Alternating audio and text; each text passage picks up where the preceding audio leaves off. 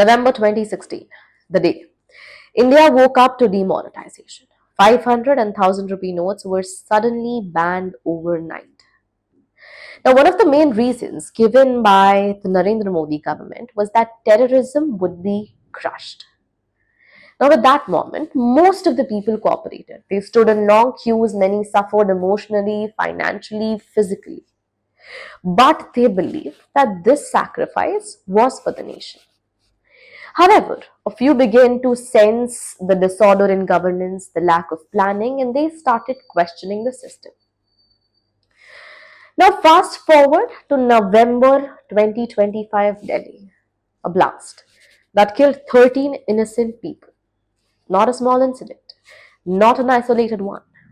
And it reminds us of 2011 when the Mumbai blasts shook the country and Narendra Modi, the then Chief Minister of Gujarat, made a strong statement. He said, and I quote, that India needs a strong government. Narendra Modi does not matter. I can go back and open a tea stall, but the nation can't suffer anymore. He was attacking the then Manmohan Singh government. And in 2014, he came to power with a massive public mandate. His speeches back then ignited hope. Hope that maybe he would be the one to fix what was broken. But what we are seeing now, back in 2011, Manmohan Singh addressed the press right after the Mumbai blasts. In 2025, Narendra Modi chose to fly to Bhutan just 2 days after the Delhi incident, and people are questioning that. But this video is not about one prime minister versus another. This one is about security, about governance, about accountability. Let's look at the list of major terrorist attacks under Narendra Modi's leadership. Pathankot 2016, Uri 2016, Pulwama 2019, Amritsar 2021, Bangalore 2023, Pahalgam 2025, and Delhi Red Fort 2025. And if that wasn't enough, here's the list of smaller terror attacks that followed every year. 2014, Chennai, Assam, Maharashtra, Bangalore. 2015, Jammu, Manipur, Gurdaspur. 2016, Pampur. So many other places. The list is on the screen with how many people were dead to these attacks. Now, according to the official data from 1980 to 2025, India has witnessed around 122 terror attacks. In the last 45 years, 37 of them happened in just last 10 years. Now, nearly 19,800 people have lost their lives, and over 10,000 of those deaths were in the last decade alone. Yet, we keep saying that the nation is in safe hands. But here's the question nobody is asking.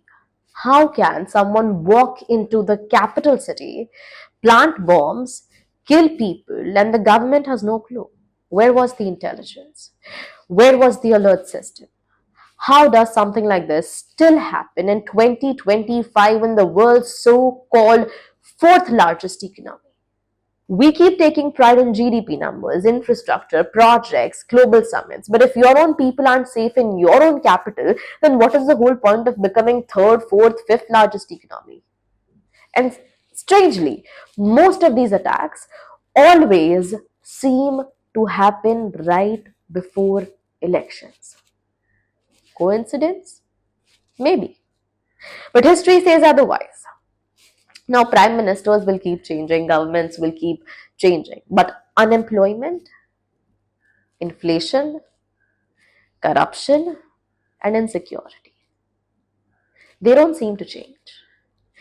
Because a society that lacks basic civic sense, that doesn't know how to behave on road, how to keep its surroundings clean, how to live responsibly, how can that society elect the right leaders?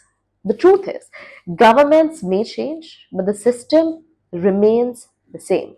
And until a social revolution comes from the people, until accountability is demanded by the citizens, progress will remain a speech and security will remain an illusion.